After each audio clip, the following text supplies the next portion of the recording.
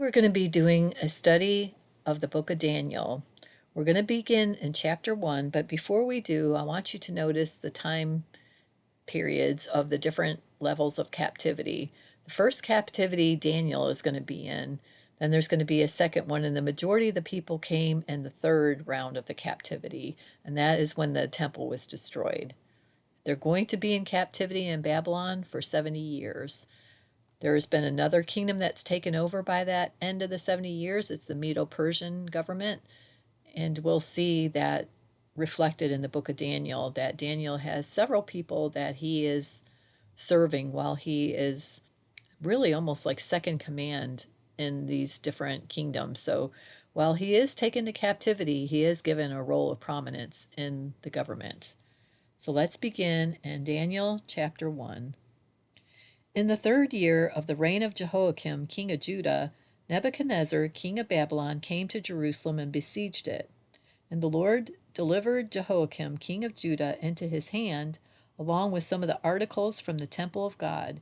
These he carried off to the temple of his God in Babylonia, and put in the treasure house of his God. While there is an attack being made by Nebuchadnezzar, Jehoiakim is not one of the ones that's taken into that first group of captives. He is still going to remain king, but he's called what's a vassal king, which means he has to pay tribute to Nebuchadnezzar. And as long as they keep paying the money to Nebuchadnezzar, he's going to leave them alone. If they stop, that's what's going to cause the problems of why the captivity is ramped up. By the time that the third captivity happens, the king of Judah is no longer willing to pay that tribute. Okay, so he is going to take, though, some of that first group. Daniel's in that first group, some young men, that were of the nobles, the noble families, and some of the leaders that were there. He's going to carry off to Babylon. And also he carries off some of the treasures that were in, and articles that were in the temple of God. He's going to take it to his temple where he's worshiping false gods. Okay, verse 3. Then the king ordered Ashpenaz, chief of his court officials, to bring into the king's service some of the Israelites from the royal family and the nobility. This is going to be the group that Daniel's in. Young men without any physical defect, handsome, showing aptitude for every kind of learning, well informed, quick to understand, and qualified to serve in the king's palace. So that's the goal that they're pursuing with these men that are taken into captivity from Israel. They want them to be able to learn their language, to be able to serve the king. Some of these people are going to be chosen to serve in the palace for King Nebuchadnezzar. And all those qualifications have to be met. They're going to have basically a time of training and of testing, and whoever Nebuchadnezzar finds to be qualified is who he's going to pick to serve him in his kingdom. So this man, who is the chief of Nebuchadnezzar's court, his name is Ashpenaz, and he was going to be the one to teach them their language of the Babylonians, literature, and a bunch of other stuff. So verse 5, we're going to pick up. The king assigned them a daily amount of food and wine from the king's table. They were to be trained for 3 years, and after that they were to enter into the king's service if they pleased him. He's going to test them first. They have to pass the test. Verse 6. Among those who were chosen were some from Judah: Daniel, Hananiah, Mishael, and Azariah. We also know them as Shadrach, Meshach, and Abednego, and Daniel's name is actually going to be changed to Belteshazzar. Okay, verse 7. The chief official gave them new names: to Daniel, the name Belteshazzar; to Hananiah, Shadrach; to Mishael, Meshach; and to Azariah, Abednego. But Daniel resolved not to defile himself with the royal food and wine, and he asked the chief official for permission not to defile himself this way. So he does not want to eat this food that the king is trying to get all the people to eat because some of it is unclean for the Jews to eat. Daniel, even though he's in captivity, wants to maintain true to the law of the Jewish law that was given for restrictions of their diet. So he's asking for permission to do something different. Verse 9.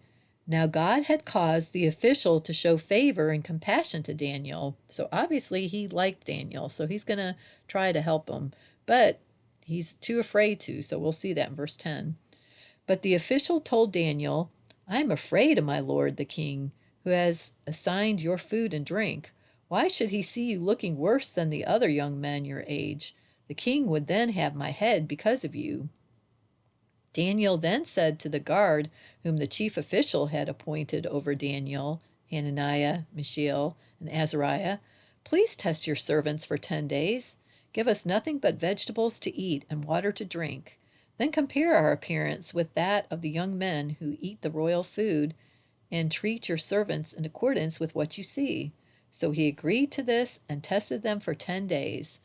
So because Daniel has favor, this isn't the same chief official that he just asked. That chief official was too afraid to try to do that, but it's a guard that he asks, one of the guards whom the chief official had appointed to Daniel and his friends.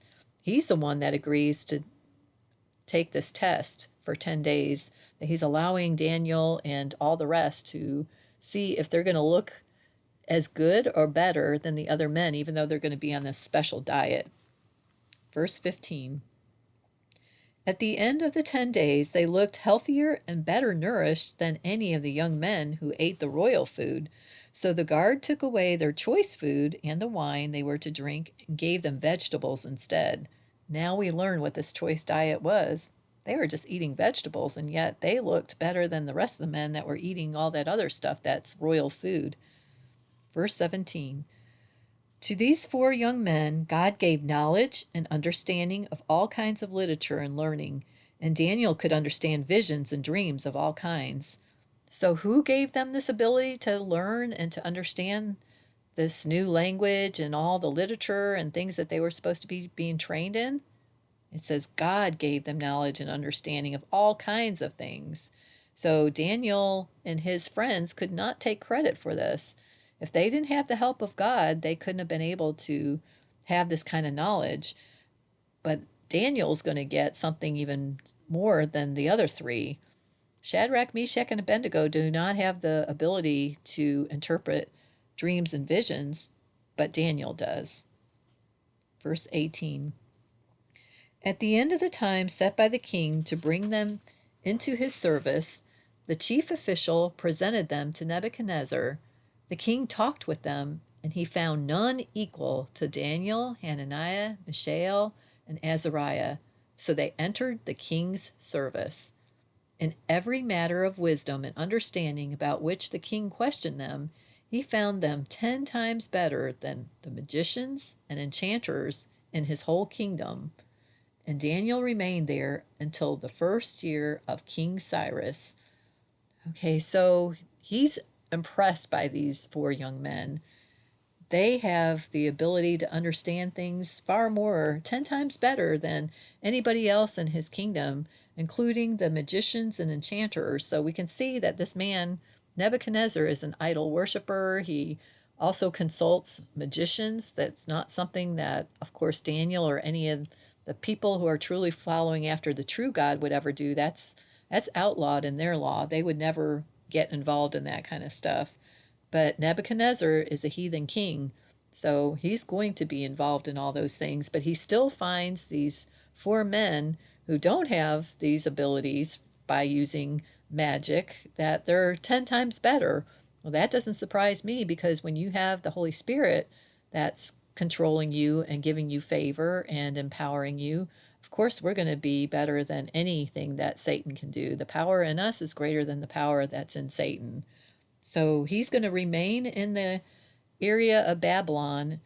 It says he's going to serve those kings through the first year of King Cyrus. That is the very first king that is going to overthrow the kingdom of Babylon. It happens in one night, It's going to be Nebuchadnezzar's grandson that's ruling when the Medo-Persians take control of the empire. So Daniel goes from serving the Babylonians to now serving this King Cyrus, who is going to be the first king of the Medo-Persia Empire.